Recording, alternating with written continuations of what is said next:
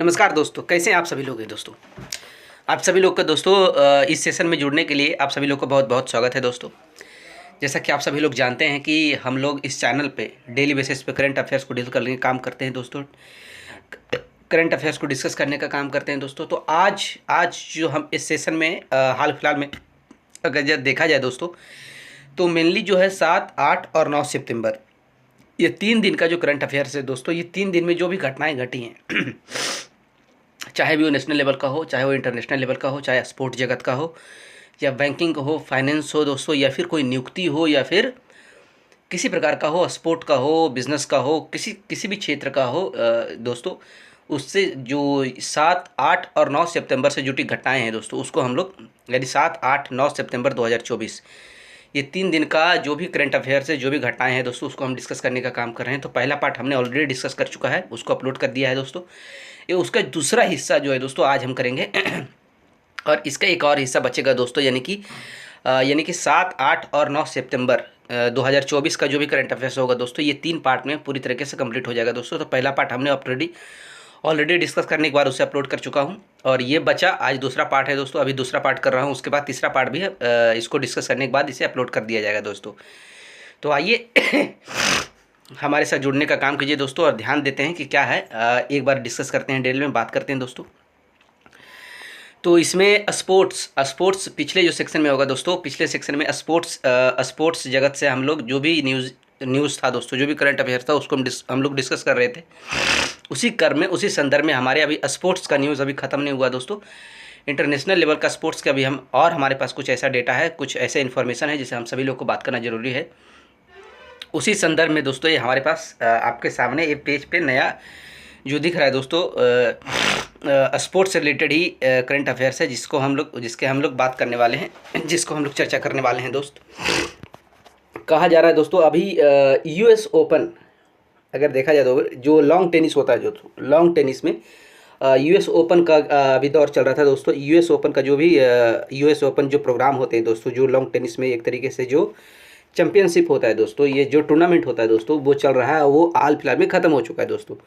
तो US open tournament जो ख़त्म हुआ है दोस्तों, अब बारी आ जाती है, हमारी जिम्मेदारी बनती है दोस्तों कि यूएस जो ओपन टूर्नामेंट जो खत्म हुआ है लॉन्ग टेनिस का दोस्तों, उसके विजेता के रूप में कौन कौन आए हैं सामने निकल कर दोस्तों, उसके बारे में चर्चा करेंगे।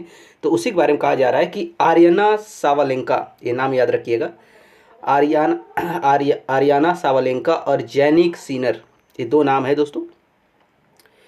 जैनिक सिनर ने है पहला अमेरिकी ओपन खिताब जीतने का काम किया दोस्तों, यानी कि इन लोगों को, ये दोनों को कैरियर में पहला बार ऐसा कोई मोमेंट आया है दोस्तों, जिनमें इन्हें एक तरीके से अमेरिकी ओपन खिताब जीतने का मौका मिला है दोस्तों। यानी इन दोनों का कैरियर का पहला अचीवमेंट है, पहला बड़ी अचीवमेंट है दोस्तों, आप कह सकते हैं। इनका कैरियर की शुरुआत ही हुआ है यहाँ से, यानी कि इन दोनों के कैरियर में ये जो अमेरिकी ओपन खिताब है दोस्तों, ये पहली बार इन दोनों को दिया गया है दोस्तों, इन दोनों को मिला है, यानी जीतने का काम किया है इन दोनों ने। अब इन दोनों के द्वारा किसे किसे हराया गया है दोस्तों, इसके बारे में भी बात करेंगे, क्योंकि अमेरिकी जो टूर्नामेंट होता है, अमेरिकी ओपन जो किताब है दोस्तों, ये बहुत बड़ी टूर्नामेंट होती है दोस्तों। तो इसलिए इसका रनर कौन रहा दोस्तों, इसके बारे में भी हम सभी लोग को जानना बहुत ज़रूरी है, इसके बारे में भी हम सभी लोग को ध्यान रखना बहुत ज़रूरी है दोस्तों। तो इसके रनर के बारे में बात करते हैं, इनके द्वारा किनको हराया गया दोस्तों, या फिर किन्हें हराने का काम किया है इन दोनों ने, उसके बारे में भी बात करेंगे। आर्याना सावालेंका दोस्तों, जिनका रिश्ता एक तरीके से जो बेलारूस से आती है, बेलारूस की आर्याना सावालेंका ने अमेरिकी महिला ओपन में अमेरिकी महिला ओपन में अमेरिकी जेसिका पेगुला को हराकर पहला यूएस ओपन खिताब जीतने का काम किया दोस्तों। यानी कि इनके साथ जो रनर अप रही है, इन्होंने जिन्हें हराने का काम किया, उनका नाम है जेसिका पेगुला दोस्तों। जेसिका पेगुला, आप नाम याद रखिएगा, बहुत इंपॉर्टेंट है। रनर अप ये अमेरिका के रहने वाले हैं, एक महिला है दोस्तों, जेसिका पेगुला, और इनके द्वारा किसे हराया गया है दोस्तों, ये इटालियन जैनिक सिनर जो है दोस्तों, जैनिक सिनर इटली के रहने वाले हैं। मेनली इटली जगह भी इंपॉर्टेंट हो जाता है दोस्तों, कि जगह से भी सवाल पूछे जा सकते हैं आपको, इससे भी सवाल आपको आ सकते हैं, इससे भी आपको घुमाया जा सकता है दोस्तों, इसके बेसिस पे आपको भी घुमाने का प्रयास किया जा सकता है। तो ये भाई साहब इटली के रहने वाले हैं, इटालियन, इनका नाम है इटालियन जैनिक सिनर ने अमेरिकी टेलर फ्रिट्ज को हराने का काम किया है। वे यूएस ओपन जीतने वाले पहले इतावली पुरुष बन गए दोस्तों, यानी कि इटली के पहले ऐसे पुरुष हैं जिनको एक तरीके से कह सकते हैं आप कि अमेरिकी ओपन खिताब जीतने का एक तरीका कारनामा हासिल करने का काम किया दोस्तों, कारनामा करने का काम किया दोस्तों। इनके साथ जो रनर अप रहे हैं, यानी कि जो जिन्होंने इनके द्वारा जो जिनको हार मिली है दोस्तों, उनका नाम है टेलर फ्रिट्ज। वो भी एक अमेरिकी खिलाड़ी हैं दोस्तों, यानी कि दोनों जो यहाँ पे उप विजेता रहे हैं वो दोनों के दोनों अमेरिकी प्लेयर रहे हैं दोस्तों। आगे देखिए स्पोर्ट्स से निकल कर क्या क्या न्यूज़ है दोस्तों, उस पर भी बात कर लेते हैं, एक नज़र डाल देते हैं। कहा जा रहा है कि रोनाल्डो ने एक माइलस्टोन को क्रॉस किया है। एक बहुत बड़ी अचीवमेंट हुई है दोस्तों रोनाल्डो के करियर में, क्योंकि इनके द्वारा इनके बार पहली बार ऐसा हुआ दोस्तों इतिहास में कि किसी खिलाड़ी को उस सारे टूर्नामेंट में, चाहे कंट्री के बीच में टूर्नामेंट हो चाहे क्लब के बीच में टूर्नामेंट हो दोस्तों, क्लब के मैचों को लेकर और कंट्री के बीच में जो मैचें होते हैं, सभी मैचों को मिलाकर दोस्तों पहले दुनिया में रोनाल्डो, क्रिस्टियानो रोनाल्डो जो पुर्तगाल की तरफ से खेलते हैं दोस्तों, मैनचेस्टर यूनाइटेड क्लब से पहले खेलते थे, अब तो उन्हें एक तरीके से उनको रिजाइन कर दिया गया है, उन्होंने रिजाइन कर दिया है। अब एक सऊदी अरब के कोई क्लब से खेलने का काम करते हैं दोस्तों ये। तो इतिहास में इकलौते ऐसे खिलाड़ी हैं दोस्तों जिनका पूरा अगर कैरियर का गोल की बात किया जाए तो दोस्तों पूरे इतिहास में एकमात्र ऐसे खिलाड़ी हैं जिनका कैरियर में 900 गोल का टारगेट पूरा करने का काम इनके द्वारा किया गया है दोस्तों, जो कि एक बहुत बड़ी बात है। आज तक इतिहास में कोई ऐसा फुटबॉल प्लेयर नहीं रहा है जिनका गोल की अगर हम स्कोर की बात करें तो उनके करियर में 900, 800 इस तरीके का स्कोर गया है दोस्तों। तो ये एकमात्र ऐसे खिलाड़ी हैं इतिहास में जिन्होंने ये कारनामा करने का काम किया। और ये जो मैच है दोस्तों, ये जो गोल की हम बात कर रहे हैं, ये गोल की जो बात कर रहे हैं वो क्लब के बीच में जो मैच होते हैं उसको भी लेकर बात कर रहे हैं, और जो कंट्रीज़ के बीच जो मैच होते हैं दोस्तों उसके बारे में भी लेकर हम बात कर रहे हैं। तो रोनाल्डो बिकेम, इसको देख सकते हैं आप, क्या कहा जा रहा है, Ronaldo became the first player to the reach 900 career goal दोस्तों, जो एक माइलस्टोन है दोस्तों। पुर्तगाली दिग्गज प्रतिस्पर्धा क्लब और देश फुटबॉल दोनों की बात किया जा रहा है कि जो क्लब के बीच में जो प्रतिस्पर्धा होता है, क्लब के बीच में जो मैचें होते हैं और कंट्रीज़ के भी जो मैचें होते हैं, सबको मिलाकर दोस्तों पुर्तगाली दिग्गज प्रतिस्पर्धा क्लब और देश फुटबॉल में 900 गोल करने वाले इतिहास के पहले खिलाड़ी बन गए। यानी इनके पहले आज तक ऐसा कारनामा किन्हीं के द्वारा नहीं किया गया है दोस्तों। वह दिसंबर 2021 में, यानी कि इसके पहले भी 800 गोल तक, यानी 2021 तक, दिसंबर के महीने 2021 के दिसंबर महीने तक इनका टोटल 800 गोल था दोस्तों, जो कि सबसे ज़्यादा इन्हीं के नाम था। अब इन्हीं ने इसी रिकॉर्ड को तोड़कर वो 900 गोल तक पहुंच चुके हैं दोस्तों, यानी कि 21-3-24 अभी 3 साल हुए हैं, 3 सालों में इनके द्वारा 100 गोल कर दिया गया है दोस्तों। दिसंबर 2021 में 800 गोल तक पहुंचने वाले भी पहले खिलाड़ी थे दोस्तों। अगला देखिए स्पोर्ट न्यूज़ क्या है।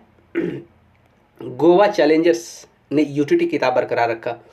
ये क्या है दोस्तों, अब इस पर भी एक नज़र डालने का प्रयास करते हैं, इसको भी समझने का प्रयास करते हैं। देखिए चैंपियनशिप है दोस्तों एक।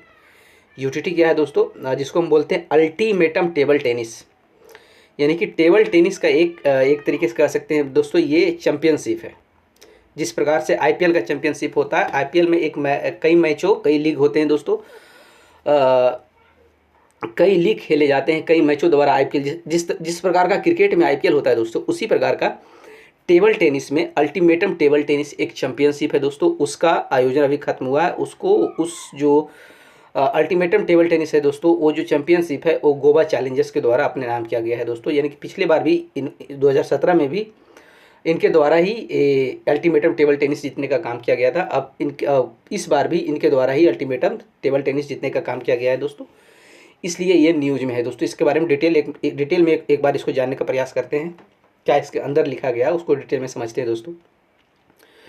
अल्टीमेटम टेबल टेनिस की अगर बात करें, अल्टीमेट टेबल टेनिस भारत में होता है दोस्तों। भारत में एक पेशेवर स्तर की टेबल टेनिस लीग है दोस्तों, यानी कि प्रोफेशनल लेवल का एक टेबल टेनिस लीग होता है दोस्तों, जो कई स्तरों पर इसको एक तरीके से qualify, quarter final, semifinal, final, pre quarter इस तरीके का जो होता है, कई स्तरों पर इसको आयोजित किया जाता है दोस्तों। इसका कंपटीशन किया जाता है, एक प्रोफेशनल लेवल का होता है और एक कंट्री लेवल पे ये चीज़ें की जाती है दोस्तों।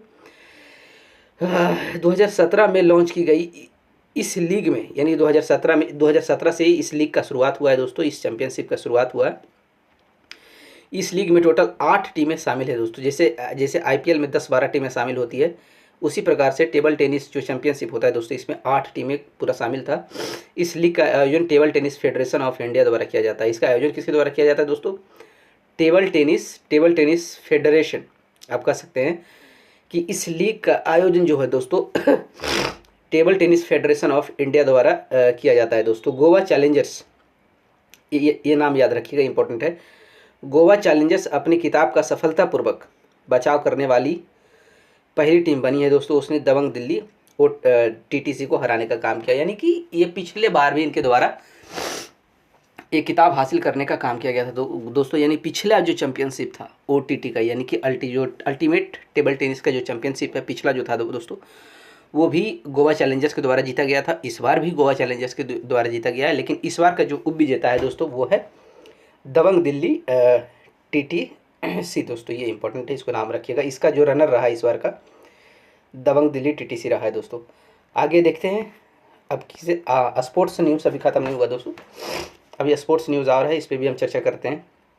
ये इंडिया के हैं दोस्तों, इनका नाम है, आप जो पिक्चर देख रहे हैं इसका नाम है मित्रावा, क्या नाम है इनका, मित्रावा गुहा नाम है दोस्तों। ये ग्रैंड मास्टर जो चेस के प्लेयर होते हैं दोस्तों, जो जिनके द्वारा चेस खेला जाता है, जो चेस के चैंपियंस होते हैं, उनको ग्रैंड मास्टर कहा जाता है दोस्तों। तो ग्रैंड मास्टर मित्रावा गुहा, इनका नाम मित्रावा गुहा है। मित्रावा गुहा ने श्रीलंका में राष्ट्रमंडल रैपिड शतरंज चैंपियनशिप चल रहा है दोस्तों, वहाँ इनके द्वारा स्वर्ण पदक जीतने का कारनामा किया गया है दोस्तों। यानी कि अभी श्रीलंका में राष्ट्रमंडल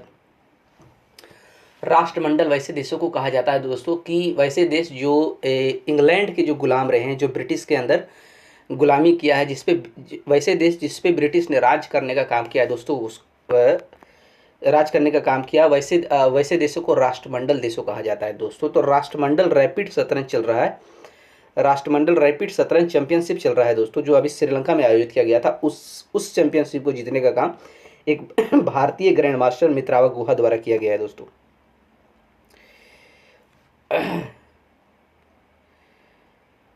grand master Mitrabha Guha won gold दोस्तों। GM Panneer Selvam Iniyan secured silver इनको दिया गया है, जीएम पनीर सेल्वम को दिया गया है दोस्तों। और GM Lakshman Rajaram bagged the bronze at the Commonwealth rapid chess championship in Sri Lanka दोस्तों। उम्मीद करते हैं आप सभी को चीज़ें अच्छी से समझ में आ रहा होगा दोस्तों। हाँ दोस्तों, अगला स्पोर्ट्स से कौन सा न्यूज़ है दोस्तों, अगला स्पोर्ट्स का एक नज़र डालने का प्रयास करते हैं। कहा जा रहा है इंग्लैंड के ऑलराउंडर दोस्तों, नाम याद रखिएगा, इंग्लैंड के ऑलराउंडर मोइन अली, बहुत ही दिग्गज खिलाड़ी हैं इंग्लैंड के दोस्तों, इनके द्वारा इंटरनेशनल रिटायरमेंट ले लिया गया दोस्तों। इन्होंने क्रिकेट को अलविदा कह दिया है। क्रिकेट की दुनिया से इनके द्वारा एक तरीके से इन्होंने रिटायरमेंट घोषित किया है दोस्तों। तो इससे सवाल पूछा जा सकता है आपको एग्ज़ाम में कि अभी जो एक तरीके से कहा जा सके कि मोइन अली ने जो अभी क्रिकेट दुनिया को अलविदा कहा है, उनके द्वारा कौन से देश को रिप्रेजेंट किया जाता था दोस्तों। तो इसका सही उत्तर इंग्लैंड हो जाएगा दोस्तों, आप इस चीज़ को ध्यान रखिएगा। इंग्लैंड के ऑलराउंडर मोइन अली ने अंतर्राष्ट्रीय क्रिकेट से संन्यास ले लिया है दोस्तों, ऐसा इनके द्वारा अनाउंसमेंट किया गया है दोस्तों। ये बहुत इंपॉर्टेंट न्यूज़ है, ध्यान रखिएगा आप लोग। अगला न्यूज़ देखिए दोस्तों, अब स्पोर्ट्स का न्यूज़ यहाँ पे खत्म हो गया दोस्तों। अब न्यूज़ है अपॉइंटमेंट का, यानी कि कौन से व्यक्ति के कहाँ किस किस पद पर अपॉइंट किया गया है दोस्तों, नियुक्त किया गया है। नियुक्तियाँ के बारे में हम लोग बात करेंगे, कुछ नियुक्तियाँ की गई है उस पर हम लोग चर्चा करने का काम करेंगे दोस्तों। तो कहा जा रहा है रणधीर सिंह, ये फोटो आप देख सकते हैं, ये रणधीर सिंह हैं दोस्तों, जो कि कभी एक स्पोर्ट्स पर्सन रह चुके हैं इन ओलंपिक। आइए इनके बारे में जानते हैं। रणधीर सिंह OCA, ये इंपॉर्टेंट है, OCA रणधीर सिंह दोस्तों, ये नाम तो इंपॉर्टेंट है ही है रणधीर सिंह, लेकिन इसके अलावा ये भी इंपॉर्टेंट है OCA क्या होता है, ये इंपॉर्टेंट है। OCA अध्यक्ष चुनने जाने वाले पहले भारतीय बने हैं दोस्तों। OCA का मतलब होता है दोस्तों कि ओलंपिक काउंसिल ऑफ एशिया, यानी एशिया लेवल पे जो भी ओलंपिक खेलों को देखता है दोस्तों, ओलंपिक खेलों से रिलेटेड जो भी एक्टिविटी होता है, जो भी घटनाएं घटती है, जो भी डिसीजंस लिया जाता है ओलंपिक खेलों से रिलेटेड, वो जो एशिया लेवल पे होता है दोस्तों, यानी एशिया लेवल पे जो उसकी कमेटी है, एशिया लेवल पे जो उसका काउंसिल है दोस्तों, उसका जो लेवल है, उसका अध्यक्ष इनको बनाया गया है दोस्तों, जिनका नाम है रणधीर सिंह दोस्तों। अब इनका कैरियर के बारे में भी कुछ पता कर लेते हैं। अनुभवी खेल प्रशासक रह चुके हैं, अनुभवी खेल प्रशासक रणधीर सिंह एशियाई ओलंपिक परिषद, जिसको हम OCA के नाम से जानते हैं, उनके अध्यक्ष के रूप में चुने जाने वाले पहले भारतीय बन गए हैं दोस्तों। इन्होंने पहला भारतीय बनने का कीर्तिमान किया है। इनके पहले मतलब एशिया लेवल पे जो भी ओलंपिक कमेटी है दोस्तों, ओलंपिक काउंसिल जो एशिया लेवल पे है, उसका हेड इसके पहले किसी भी भारतीय द्वारा इस पद पे पहुंचने वाले कोई भी भारतीय नहीं है। किसी भी भारतीय को ये एक तरीके से गौरव हासिल नहीं हुआ है दोस्तों, जो इनके द्वारा किया गया है एक तरीके से। इनका कार्यकाल 2024 से 2028 तक ये कार्यकाल चलेगा दोस्तों, यानी 4 सालों के लिए जिम्मेदारी इनको दी गई है। श्री सिंह यानी कि श्री रणधीर सिंह 2021 से ओसीए के कार्यवाहक अध्यक्ष भी रह चुके हैं। यानी कि एक तरीके से कहा जाए दोस्तों, तो इन्होंने ओलंपिक काउंसिल ऑफ का क्या कह सकते हैं, ओसीए, इसी की बात कहा जा रहा है ना, इनके द्वारा, यानी अभी तो अध्यक्ष इनको बनाया गया, लेकिन इसके पहले ये एक तरीके से इसका मेंबर भी हुआ करते थे दोस्तों। ये एक्टिव मेंबर थे। एक्टिव मेंबर के रूप में भी 2021 से इसमें ऑलरेडी काम कर रहे थे, इनके द्वारा काम किया जा रहा था दोस्तों। वे 2001 से लेकर 2014 के बीच आईओसी के सदस्य भी रह चुके। आईओसी मतलब इंटरनेशनल ओलंपिक कमेटी दोस्तों, यानी कि जो बहुत बड़ी बात है, इंटरनेशनल ओलंपिक कमेटी जो पूरे दुनिया में ओलंपिक खेलों का आयोजन करता है। ओलंपिक खेलों से रिलेटेड जो भी घटनाएं होती है, जो भी एक्टिविटीज़ होती है, उसको ख्याल रखने का काम करता है, उसकी जिम्मेदारी होती है दोस्तों। तो आईओसी के भी मेंबर रह चुके 2001 से 2014 तक, यानी टोटल 13 साल आईओसी का मेंबर के रूप में भी ये अपना सेवा दे चुके हैं दोस्तों। अगला देखते हैं नियुक्तियों के बारे में। अगला नियुक्ति देखिए, याद आए, अगला अपॉइंटमेंट तुहिन कांड पांडे के रूप में किया जा रहा है दोस्तों। कि इनको कौन सी नियुक्ति मिली है, इनको कौन सा पद मिला है, इनको कौन से डिपार्टमेंट मिला है, इसको कहाँ स्थानांतरित किया गया, इसके बारे में भी जान लेते हैं। यह क्या नाम है इनका, तुहिन कांत पांडे वित्त सचिव के रूप में नियुक्त किया गया है दोस्तों। यानी फाइनेंस मिनिस्ट्री आप समझते हैं, हमारे देश का बहुत ही इंपॉर्टेंट एक मिनिस्ट्री है दोस्तों, बहुत बड़ी मिनिस्ट्री है। तो फाइनेंस मिनिस्ट्री में इनको वित्त का सचिव के रूप में नियुक्त किया गया है। यानी कि जो एक तो होता है फाइनेंस मिनिस्टर होता है दोस्तों, तो फाइनेंस मिनिस्टर के बाद अगर कोई ताकतवर होता है दोस्तों किसी डिपार्टमेंट में, किसी मिनिस्ट्री में, सबसे ताकतवर, सबसे बड़ा जो पद होता है दोस्तों, वो उसका ये क्या बोल सकते हैं, मिनिस्ट्री का जो होता है वो एमपी को मिलता है दोस्तों। एमपी होता है सबसे ताकतवर, कोई भी मिनिस्टर का जो कार्यभार मिलता है। उसके बाद जो ताकतवर इंसान होता है दोस्तों, वो मुख्य सचिव ही होता है दोस्तों।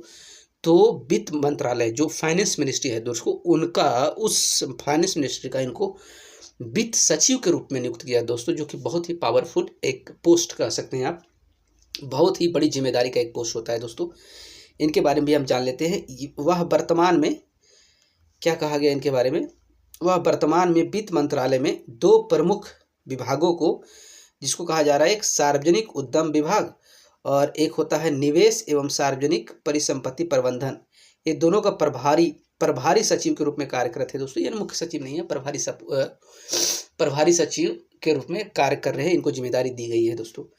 ये 2 आपने डिपार्टमेंट बोला है, ये डिपार्टमेंट ऑफ कह सकते हैं पब्लिक, इसको इंग्लिश में अगर आप बात करें सार्वजनिक उद्यम विभाग की अगर बात करें तो डिपार्टमेंट ऑफ पब्लिक इंटरप्राइजेस आप कह सकते हैं इसको कह सकते हैं डिपार्टमेंट ऑफ पब्लिक इंटरप्राइजेस।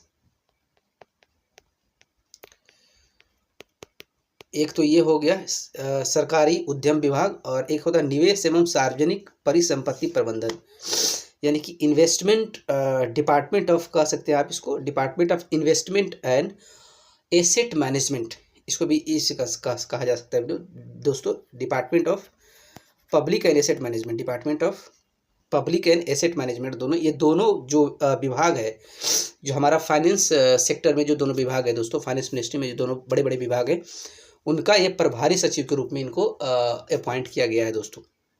ये आपके लिए इम्पोर्टेंट था। अगला जो नियुक्तियां हैं दोस्तों, ये है अरुण गोयल के रूप में आ रहे हैं दोस्तों। ये नाम थोड़ा सुना लगता है।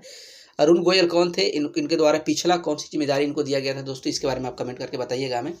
ये अरुण गोयल जो हैं दोस्तों, इनको इससे पहले ये चुनाव आयोग का जो जिम्मेदारी होती है दोस्तों, यानी कि देश भर में जो चुनाव कराए जाते हैं, जिनके हाथ में जो एक लोकतंत्र में पूरे देश की जो चुनाव इलेक्शन का जो प्रोसेस है, इलेक्शन का जो कंडक्टेशन है दोस्तों, उसको देखने का काम किया जाता है। तो उसकी जिम्मेदारी इनके हाथों में थी दोस्तों कुछ साल पहले, यानी कि पिछले साल। यानी ये मुख्य चुनाव आयुक्त के रूप में काम कर रहे थे दोस्तों, यानी कि कमिश्नर ऑफ इलेक्शन कमीशन का ये हेड थे दोस्तों इसके पहले। लेकिन अब क्या किया गया है, इनको क्या किया गया है, विदेश मंत्रालय ने पूर्व चुनाव आयुक्त अरुण गोयल को क्रोएशिया में भारत के राजदूत के रूप में इनको नियुक्त कर दिया गया है, यानी क्रोएशिया में भारत के एम्बेसडर बना दिया गया है दोस्तों। क्रोएशिया में भारत का एम्बेसडर बना दिया गया है। यह नियुक्ति उनके चुनाव आयोग से अचानक इस्तीफा देने के 6 महीने बाद की गई है दोस्तों। इनके द्वारा चुनाव आयोग से इस्तीफा दे दिया गया था दोस्तों। इनको इस्तीफा देने के 6 महीने बाद ही इनको एक तरीके से क्रोएशिया का एम्बेसडर के रूप में इनको नियुक्त कर दिया गया है दोस्तों। आगे देखते हैं, क्रोएशिया के बारे में कुछ जान लेते हैं कि जहाँ ये जाने वाले हैं। ये देख रहे हैं दोस्तों, ये आप वर्ल्ड मैप देखिए, मेडिटेरियन सी है। ये आपको ध्यान में देखिएगा। क्रोएशिया देखिए यहाँ है दोस्तों, क्रोएशिया, ये देखिए क्रोएशिया, ये है क्रोएशिया। इसमें आपको दिखाते हैं, ये है देखिए, ये देख रहे हैं ना, ये मैप आपका क्रोएशिया का है दोस्तों। ये रेड में जो आपने दिखाया है क्रोएशिया है, ये देखिए मेडिटेरियन सी है, ये क्रोएशिया है। क्रोएशिया की राजधानी जाग्रेब है दोस्तों। यहाँ देख सकते हैं आप, जाग्रेब इसके अंदर है, जाग्रेब है। इसका मुद्रा यूरो है दोस्तों। अगला जो न्यूज़ है दोस्तों, ये मेडिटेरियन सी से रिलेटेड है। इसका भी मैप में आप देख लीजिए। ये क्यों आपको एक तरीके से, ये साउदर्न यूरोप का साउदर्न पार्ट है दोस्तों। ये पूरा देखा जाए तो साउथ पार्ट ऑफ यूरोप दोस्तों, आप इसको कह सकते हैं साउथ पार्ट ऑफ यूरोप है, EUROPE, south part of Europe है। पूरा मैप में आप देख सकते हैं, साउथ पार्ट ऑफ यूरोप है। ये मेडिटेरेनियन सी है दोस्तों, आप ये देख रहे हैं। ये पूरा मेडिटेरेनियन सी है। इसके बारे में भी आगे करंट अफेयर्स है दोस्तों, इसलिए मैं आपको पहले ही मैप बता देता हूँ कि आपको मैप याद रहे। आगे इससे रिलेटेड एक घटना आएगी, एक न्यूज़ आएगा, जिस पे हम लोग चर्चा करने का काम करेंगे दोस्तों। आइए इस पे भी एक नज़र डालने का प्रयास करते हैं, क्या है। आज दोस्तों एक अवार्ड से रिलेटेड हो। आपने देखा कि स्पोर्ट का न्यूज़ खत्म हो गया, अपॉइंटमेंट का न्यूज़ खत्म हो गया दोस्तों। अब हम अवार्ड्स देखते हैं, किनको किस तरीके का अवार्ड दिया गया है, इस पर भी हम लोग चर्चा करने का काम करेंगे दोस्तों। तो इस सेशन में जो निकल कर आ रहा है दोस्तों, कहा जा रहा है माइक पांडे को 2024 में जैक्सन वाइल्ड लेगेसी पुरस्कार से सम्मानित किया गया है दोस्तों। जैक्सन, ये आगे रखिएगा, इंपॉर्टेंट है। जैक्सन वाइल्ड लेगेसी पुरस्कार वैसे लोगों को दिया जाता है दोस्तों, जो यानी कि जो वाइल्ड लाइफ से रिलेटेड या फिर जानवरों से रिलेटेड जो उत्कृष्ट कार्य जिनके द्वारा किया जाता है, यानी कि एक तरीके से वाइल्ड लाइफ के फील्ड में या फिर एनिमल के फील्ड में जिनका काम बहुत अच्छा होता है, जो बड़े पैमाने पे काम किया जाता है, जिनका कंट्रीब्यूशन अच्छा होता है दोस्तों, उनको दिया जाता है। ये जो माइक पांडे आप देख रहे हैं, एक प्रकार का एक फिल्म डायरेक्टर है दोस्तों। ये प्रसिद्ध भारतीय फिल्म निर्माता हैं, फिल्म डायरेक्टर हैं दोस्तों, और पर्यावरण, आप कह सकते हैं कि पर्यावरण संरक्षणवादी यानी कि पर्यावरण के संरक्षण में इनका एक बहुत बड़ा योगदान है दोस्तों, बहुत बड़ा इनका कंट्रीब्यूशन है। माइक पांडे को 2024 जैक्सन वाइल्ड लेगेसी अवार्ड से सम्मानित करने का काम किया गया दोस्तों, जो कि वन्य जीव और पर्यावरण फिल्म निर्माण में सबसे प्रतिष्ठित वैश्विक सम्मानों में से एक है दोस्तों। यानी कि ये जो जैक्सन वाइल्ड लेगेसी पुरस्कार जो दिया जाता है दोस्तों, ये वन्य जीव और पर्यावरण फिल्म निर्माण, यानी कि वन्य जीव से रिलेटेड जो फिल्म बनाते हैं या फिर जो पर्यावरण से रिलेटेड जो फिल्म बनाते हैं, यानी कि एक तरीके से पर्यावरण को प्रमोट करने का काम करते हैं दोस्तों। वन्य जीव के बारे में लोगों को जागरूक करते हैं, वन्य जीव के बारे में जो लोगों को बताते हैं, पर्यावरण के बारे में जो लोगों को अवेयर करते हैं दोस्तों, उनमें उसके रिलेटेड जो फिल्में बनाते हैं, उसके बारे में जो अवेयरनेस फैलाते हैं, एक तरीके से अगर डिजिटली देखा जाए तो फिल्मों के माध्यम से दोस्तों, उनको ये पुरस्कार से सम्मानित किया जाता है। उसी फील्ड में इनको एक इंडियन फिल्म निर्माता है जो कि वन्य जीव कह सकते हैं, जो कि वन्य जीव और पर्यावरण के बेसिस पे फिल्में इनके द्वारा डायरेक्ट किया जाता है दोस्तों। तो इनके अच्छा कंट्रीब्यूशन देखते हुए, इनका योगदान देखते हुए इन्हें जैक्सन वाइल्ड लेगेसी पुरस्कार से इसने सम्मानित किया गया है 2024 में दोस्तों। ये सम्मान इनको दिया गया है अमेरिका के मिरालैंड में एक समारोह हो रहा था दोस्तों, उस समारोह में इनको ये सम्मान दिया जाने का काम किया गया है दोस्तों। आगे देखते हैं क्या है। एक और घटना निकल कर आ रही है दोस्तों, कहा जा रहा है कि शिक्षा मंत्रालय ने साक्षरता का स्पेक्ट्रम शीर्षक से एक अंतर्राष्ट्रीय सम्मेलन का आयोजन किया, एक इंटरनेशनल समिट कह सकते हैं दोस्तों शिक्षा मंत्रालय द्वारा किया गया है। एक इंटरनेशनल समिट किया गया है मिनिस्ट्री ऑफ एजुकेशन के द्वारा, जिसका शीर्षक है दोस्तों साक्षरता ऑफ स्पेक्ट्रम, साक्षरता यानी लिटरेसी ऑफ स्पेक्ट्रम के नाम से, लिटरेसी ऑफ स्पेक्ट्रम के नाम से मिनिस्ट्री ऑफ एजुकेशन के द्वारा एक इंटरनेशनल समिट तैयार किया गया, समिट का आयोजन किया गया है दोस्तों, जो कि क्या हुआ है कि 8 सितंबर यानी जो कि 7 सितंबर को किया गया है। 7 सितंबर मतलब जो विश्व अंतर्राष्ट्रीय साक्षरता दिवस जो 8 सितंबर को मनाया जाता है, उसके पहले एक दिन ये जो एक तरीके से जो इंटरनेशनल समिट है द्वारा वो मिनिस्ट्री ऑफ एजुकेशन के द्वारा किया गया है दोस्तों। ये जो आयोजन किया गया, ये जो समिट किया गया है, ये 2 लोगों के सहयोग से किया गया, एक CIT के सहयोग से, एक NCERT के सहयोग से नई दिल्ली में वर्चुअली आयोजित किया गया है दोस्तों। यानी कि ये जो ऑनलाइन तरीके से नई दिल्ली में इसको वर्चुअली एक तरीके से कह सकते हैं इसको तैयार किया गया है। विश्व स्तर पर शिक्षा में इसका थीम क्या था कि दोस्तों क्यों किया गया है, इसका करने के पीछे मोटिव क्या था। विश्व स्तर पर शिक्षा में व्यापक और विविध चुनौतियों और अवसरों को प्रतिबिंबित करने के लिए NCERT और CIT द्वारा नई दिल्ली में एक लिटरेसी ऑफ स्पेक्ट्रम के नाम से एक इंटरनेशनल समिट वर्चुअली तैयार किया गया दोस्तों। इसमें कुछ ज़्यादा था नहीं, यही इतनी बातें इसमें कही थी। आइए अगला देखते हैं क्या है। हाँ, ये इम्पोर्टेंट है दोस्तों, ये बिजनेस रिलेटेड है, इंटरनेशनल बिजनेस से रिलेटेड ये घटनाएं हैं दोस्तों। कहा जा रहा है कि पहली बार भारत भूमध्य सागरीय व्यापार सम्मेलन 2024 नई दिल्ली में आयोजन किया गया है दोस्तों। यानी कि नई दिल्ली में ये भी घटना नई दिल्ली में घटी है दोस्तों, नई दिल्ली में आयोजन किया गया है भारत भूमध्य व्यापार सम्मेलन। भूमध्य यानी कि मेडिटेरियन सी की बात कर रहा है, जिसका मैंने पिछले अभी लेक्चर में जिसका मैंने एक क्या बोल रहा मैप में मैंने आपको मेडिटेरियन सी का मैप को रेखांकित करके भी आपको दिखाने का समझाने का प्रयास किया था दोस्तों।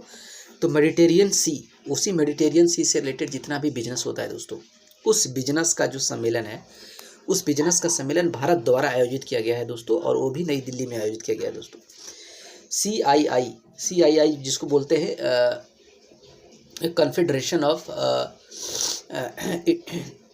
इंडियन इंडस्ट्रियलाइजेशन कह सकते हैं दोस्तों, इंडियन इंडस्ट्री कह सकते हैं, अब कॉन्फेडरेशन ऑफ कह सकते हैं। यानी कि एक तरीके से जो फेडरेशन होता है CII जो होता है दोस्तों, भारतीय उद्योग का एक फेडरेशन है, एक संगठन है दोस्तों।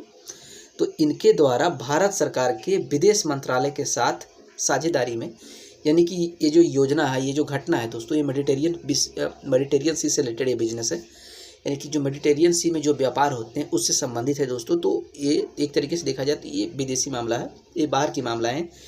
तो इसमें जो CII है जो दोस्तों, वो विदेश मंत्रालय के साथ विदेश मंत्रालय के सहयोग से ये जो सम्मेलन है दोस्तों 6 सितंबर 2024 को एक तरीके से कह सकते हैं 6 सितंबर 2024 को नई दिल्ली में CII India Mediterranean business conclave के उद्घाटन संस्करण में आयोजित कर रहा था दोस्तों। यानी पहली बात है दोस्तों कि एक प्रकार का व्यापार है, ये एक व्यापार है। तो इसके व्यापार है तो भारत में जो इंडस्ट्री का जो ऑर्गेनाइजेशन है दोस्तों, जो इंडियन इंडस्ट्री का ऑर्गेनाइजेशन है, उसे हम CII कहा जाता है दोस्तों। तो उनके द्वारा, और ये जो है घटना क्या है, भूमध्य व्यापार सम्मेलन हो रहा है, यानी मेडिटेरियन, ये देश के बाहर का बिजनेस है दोस्तों। तो CII विदेश मंत्रालय के साथ मिलकर नई दिल्ली में दोस्तों इस जो है CII Indian Mediterranean business conclave है, इसका उद्घाटन करने का काम किया है दोस्तों। इसका उद्देश्य क्या है, इस पर भी एक नज़र डालते हैं। आइए इसका उद्देश्य को समझने का काम करते हैं। उद्देश्य क्या है दोस्तों, ताकि एक बेहतर व्यापार हो सके, आर्थिक संभावनाओं के रणनीतिक एकीकरण की आवश्यकता पूरा किया जा सके, साथ साथ व्यापार को प्रोत्साहित करने के लिए एक खुले और सुविधाजनक वातावरण की आवश्यकता पर विचार विमर्श करने की जरूरत है, या फिर विचार विमर्श किया जा सके दोस्तों। आगे क्या लिखा गया आप देखिए, इस इमेज में देख सकते हैं। ये देखिए पूरा एरिया जो है दोस्तों, पहले इसको देख लेते हैं। भूमध्य सागरीय क्षेत्र यानी कि जो मेडिटेरियन सी, आप ये देख रहे हैं ना नक्शा, ये पूरा नक्शा मेडिटेरियन सी है। ये देख रहे हैं, ये पूरा एरिया जो देख रहे हैं आप, ये पूरा का पूरा मेडिटेरियन सी है दोस्तों, ये पूरा का पूरा मेडिटेरियन सी है। तो कहा जा रहा है मेडिटेरियन सी में क्षेत्र में वैश्विक व्यापार वैश्विक व्यापार के लिए एक महत्वपूर्ण जगह है दोस्तों, यानी कि मेडिटेरियन सी जो है वर्ल्ड बिजनेस में इसका बहुत बड़ा योगदान है। यानी कि पूरी दुनिया का जो बिजनेस होता है दोस्तों, इसका लगभग 1/4 हिस्सा इस मेडिटेरियन सी से होकर गुजरता है। यानी कि जितना भी व्यापार है दुनिया का, उसका 1/4 यानी 25% यहाँ से देखिए एक रास्ता है जो यूरोप की ओर जाता है, एक स्ट्रेट यहाँ से एक रास्ता बनता है जो दोस्तों, और यहाँ से एक रेड सी का जो रास्ता निकलता है, आप देख रहे हैं ना, कोयरा, सीरिया, लेबनान, इजराइल से जुड़कर ये देखिए ये रेड सी का एक रास्ता है दोस्तों। एक कोई पनामा स्ट्रेट है, कोई स्ट्रेट है दोस्तों, ये भी एक समुद्री रास्ता है दोस्तों, जो कि इधर जाके पूरे यूरोप को जोड़ने का काम करता है। और इधर क्या है दोस्तों, ये जो है रेड सी जो है दोस्तों पूरे साउथ एशिया को जोड़ने का काम करता है, इंडिया, चाइना, नेपाल, ये सब जगहों को जोड़ने का काम करता है दोस्तों। तो एक तरीके से कहा जाए एक बहुत ही मुख्य केंद्र है, बहुत ही इंपॉर्टेंट जगह है दोस्तों। बिजनेस के पॉइंट ऑफ व्यू से देखे जाए तो ये जगह बहुत इंपॉर्टेंट है, इसलिए इसके बारे में कहा जा रहा है कि ये अंतर्राष्ट्रीय समुद्री व्यापार का 25% हिस्सा है दोस्तों। यानी कि दुनिया का जितना भी समुद्री व्यापार होता है, बिजनेस होता है, उसका 1/4 इस समुद्र से होकर ही जाता है।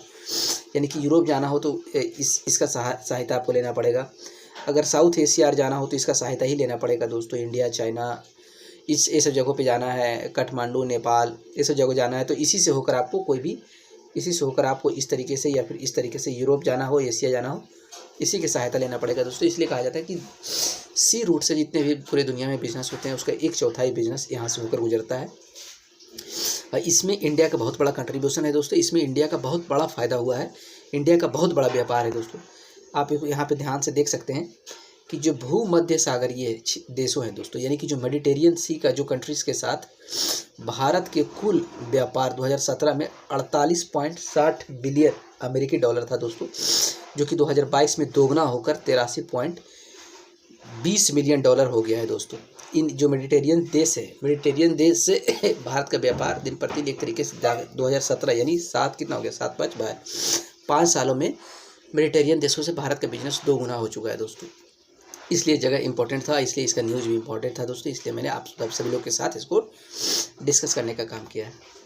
आगे क्या है दोस्तों, आगे देखिए आप, एक पर्यटक से रिलेटेड है, टूरिज्म से रिलेटेड है दोस्तों। कहा जा रहा है vote to been a royal gateway, ये आप देख सकते हैं, ये टूरिज्म को दिखा गया है, भारत का पूरा टूरिज्म की बात की जा रही है। इसके बारे में क्या न्यूज़ है, इसके बारे में भी एक नज़र डालते हैं, क्या घटनाएं घटी हैं इसको लेकर दोस्तों, इस पर भी एक चर्चा करने का काम करेंगे। सर्दी हो गया दोस्तों, थोड़ा परेशानी हो गई, माफ़ कर दीजिएगा। पर्यटन मंत्रालय दोस्तों, अब इसको समझिएगा क्या कहा गया है। पर्यटन मंत्रालय यानी कि मिनिस्ट्री ऑफ टूरिज्म ने पहली बार राष्ट्रव्यापी मतलब पूरे नेशनल वाइड आप कह सकते हैं, पूरे राष्ट्र को लेकर कह सकते हैं, यानी पूरे देश भर में बौद्धिक संपदा देखो अपना देश, ये इंपॉर्टेंट है, पीपुल्स चॉइस कॉन्टेस्ट 2024 का विकसित करने का काम किया है दोस्तों। यानी कि टूरिज्म, मिनिस्ट्री ऑफ टूरिज्म के द्वारा एक योजना चलाई जा रही है दोस्तों, एक कार्यक्रम किया जा रहा है जिसका नाम है दोस्तों देखो अपना देश। एक बौद्धिक संपदा है दोस्तों, कहने का मतलब है टूरिज्म के लिए एक कॉन्टेस्ट कराया जा रहा है, एक तरीके से आप कह सकते हैं, क्या आप कह सकते हैं दोस्तों कि मिनिस्ट्री ऑफ टूरिज्म के द्वारा देखो अपना देश के नाम से एक क्या इसको बोलते हैं, व्यापारी संपदा देखो अपना देश, पीपुल्स चॉइस एक इवेंट है दोस्तों, पीपुल्स चॉइस नाम का एक इवेंट है, जिसमें भारत सरकार द्वारा यानी कि मिनिस्ट्री ऑफ टूरिज्म द्वारा पूरा भारतवासियों को एक तरीके से ऑनलाइन दोस्तों, ऑनलाइन एक तरीके से ऑनलाइन एक देखो अपना देश नाम का एक प्रोग्राम है दोस्तों, जिसके थ्रू लोगों को पीपुल्स चॉइस एक जो देखो अपना देश है, जो प्रोग्राम है दोस्तों, इसका नाम है पीपुल्स चॉइस कंटेस्ट 2024 है, जिसमें दोस्तों मिनिस्ट्री ऑफ टूरिज्म द्वारा भारत के सभी वासियों को द्वारा पार्टिसिपेट करने का आग्रह किया गया है, और उसमें लोगों को कहा गया है दोस्तों कि आप ऑनलाइन वोटिंग कीजिए कि कौन सा पर्यटन आपको अच्छा लगता है, कौन सा जगह आपको, किस प्रकार का आप पर्यटक को अच्छा करते हैं, किस प्रकार का टूरिज्म आपको पसंद है। इस पहल की शुरुआत प्रधानमंत्री नरेंद्र मोदी ने 7 मार्च 2024 को श्रीनगर में की थी। यानी कि ये जो देखो अपना देश पीपुल्स चॉइस कंटेस्ट जो कराया गया है दोस्तों, एक कॉन्टेस्ट जो कराया गया है श्रीनगर में कराया गया था 7/5/2024 को। इसका वोटिंग 15 सितंबर 2024 तक खुली है, यानी कि कोई भी देश के वासी आप लोग इसमें वोटिंग कर सकते हैं और अपने पसंद के हिसाब से अपने टूरिज्म को देख सकते हैं कि उनको कौन सा टूरिज्म, किस प्रकार का टूरिज्म पसंद है। इसमें जो ऑप्शन के तौर पे जो टूरिज्म को दिया गया है दोस्तों, एक लोगों को चुनने के लिए दोस्तों, वो पाँच पर्यटन श्रेणियों को दिया गया है कि आध्यात्मिक टूरिज्म आपको अच्छा लगता है, सांस्कृतिक टूरिज्म अच्छा लगता है, या फिर प्राकृतिक एवं वन्य जीव का टूरिज्म आपको अच्छा लगता है, या फिर साहसिक एवं अन्य के संबंध में टूरिज्म आपको अच्छा लगता है। दोस्तों ये पाँच पर्यटन श्रेणियों में पाँच अलग अलग प्रकार के टूरिज्म का ऑप्शन दिया है इस कॉन्टेस्ट में दोस्तों, जिनके द्वारा लोगों को पसंद किया जाएगा कि कौन से किस प्रकार का टूरिज्म लोगों को अच्छा लगता है, और उसका वोटिंग किया जाएगा। और जिसका जिस टाइप का टूरिज्म या फिर जिस डिपार्टमेंट का टूरिज्म एक तरीके से देखा जाए दोस्तों, जिसमें ज़्यादा वोट मिलेंगे उसको विकसित करने का काम किया जाएगा मिनिस्ट्री ऑफ टूरिज्म के द्वारा दोस्तों। इसलिए ये कॉन्टेस्ट को कराया गया है दोस्तों, ऑनलाइन तरीके से इसे ऑर्गेनाइज किया गया है दोस्तों।